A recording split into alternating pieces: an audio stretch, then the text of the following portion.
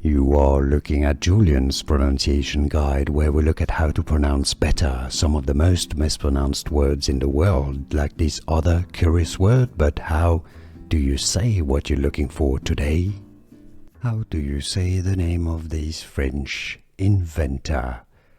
In French in France it is said as Nicolas Joseph Cugnot. Alright, let's have a look at how you can easily say this in English as well.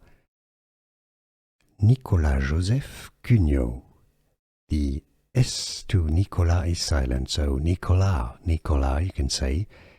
Joseph, alright, the French J is not pronounced like J, but Je, okay, like ZH, Je. So, Joseph Cugnot. The T is silent at the end. The U is pronounced U, but you can replace it with an U sound, because the U sound, I know, is hard for English speakers.